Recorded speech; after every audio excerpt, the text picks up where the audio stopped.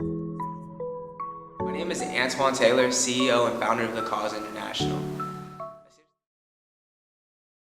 Forming the team, I think, was something that was very pinnacle for the Cause International. Our first big member was John Oliver. I was literally going door to door selling socks, and I came to his door. I tried to sell him. It didn't work out. He said, "No, I'm not going to buy the socks." But when I popped out of the next door and he came out with a jacket, he said, "Hey, but let me help you continue to sell it." And I think that was really cool because he didn't even know me. He just believed in what I was doing. And I think the next big team member that I definitely needed and continued to help us out to this day is Jacob Lucas, who is our vice president of the Cause International. And Jacob is a team member that we definitely don't see eye to eye all the time. He never agrees with what I have to say or how I want to attack something. But it's good because you need that in your infrastructure. You need someone who's not a yes man. You need someone who can bring ideas that is not the same as yours, because you need different perspectives, because with different perspectives, that's how you become successful. And then going from there, it goes to someone who I believe is the co-founder and someone that definitely gave me just the courage to continue to do what I was doing, and that's Abdi Musi. And Abdi is from refugee camp from Kenya. He had a story, and I think his story definitely rubbed off of me, and it made me have that go-getter sense. And in the words of that, I'm talking about nothing could stand in our way. And when it was just me thinking about the idea, just him being around me saying, "Okay, that can work," or "Antoine, I'm not sure if that could work, but I'm here with you at all times. We're gonna go do this together." And just having somebody like that to ride with you and support you is something that's really big. And then we go into our media team, Jenna Banal, who helped us out, and Sean Donahue, who came around with us just at every give back, at every photo shoot at St. John's, just branding us and doing it for free, doing it because they believed in us, believed in our vision.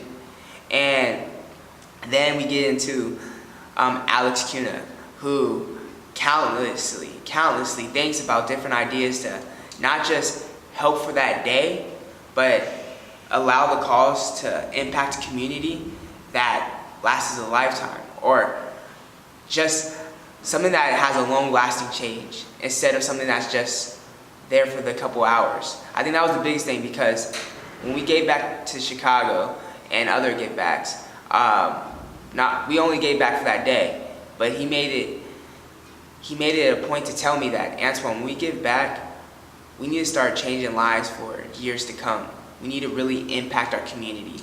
Obviously, it's good to give back for the day or for the week, but how we're going to have that long-lasting change." And those individuals made the cause of what we are today. And then after those core people came in to TACT, it allowed me to have like I said, that courage to continue to talk about what I was doing. Then it started to branch out to my good friend Antoine Johnson, who's also our videographer now, to talk to him about selling at his school, North Carolina AT&T. And then we got orders there. And then I reached out to my friend Harry Brockington, who's at Arizona State, where he started selling stuff as well to continue to expand what we're doing. And then it got to a point where we started getting into orders, or we started receiving orders from all around the nation. And I think the biggest purchase that I think jump-started us was from our own university. I was approached by Raj Chapahar, who is the Director of Institutional Advancement for St. John's University. And he brought me in, and he wanted to truly understand what the cause was about and how I started with socks. And after I told him my story and what our mission was, right away he said, "We have to buy something from you. We have to do something to show off what you're doing, to show the people that are giving back to St. John's, these are the type of students that you're investing into." And for him to say that, not only did it feel great to be noticed about what I was doing, but it inspired me to do more. And I think our first big purchase was with them. They purchased 500 socks for institutional advancement. That was my first like purchase order, my first invoice. Literally everything from my first time. Like someone really, truly supported what we were doing. And that feeling is something that I'll never forget. Another person that I think definitely helped us grow was Mike Charles. He's from Chicago. Just like John, he had that go-getter sense. He always was trying to figure out different ways to expand us. He always thought, what I liked about Mike was I might have an idea and I was so excited to tell him, and he'd be like, dang, that's a good idea, but there's more. He always expected more of me, and I think that's something that I would definitely cherish with our friendship and just him as an individual, because he demanded more of you. And then it got us into like my big brother, Jabari, who's from Bahamas, and he had a different sense of obtaining the goal.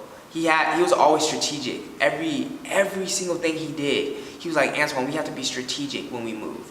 It has to be an end goal. We can't just be grinding to grind. There has to be a reason for why we're grinding. And that made me start thinking that's kind of like how the give back happened. There's a reason why we had to sell these socks, because we knew we had to go to Chicago. You know, we knew we had to go give back and go do something different. And I think that's something that I really took away from Jabari, because every step, every move was calculated. We couldn't just be out here just to be out here. There had to be a reason for what we were doing. We were the cause, you know? And then it gets to my sophomore year roommate, Brahanu. Brahanu was someone who was very, very to himself, but always was thinking about how to make us better. And he may not vocalize it in a big room, but when it was just us five grinding, he always had a little, like he always had said something to be like, dang, we forgot about that. He always picked up our crumbs, essentially. And I think having Brahanu to critique every little detail was something that we needed. And then Jose, just the financial part, you know, just knowing here's a budget. This is what we have to do. This is what we have to plan. This is what we need to save for taxes, or this is what we need to save to be able to get here. You gotta have a game plan, and you have to have an agenda, and knowing exactly what we're spending each day when we get back. What are the costs of each item? So that helps us with our goal. Not only were these individuals were getting paid for what they were selling, they were becoming a better person. Because when you're selling these socks or whatever item they were selling, it was way bigger than just selling the item. They were selling themselves.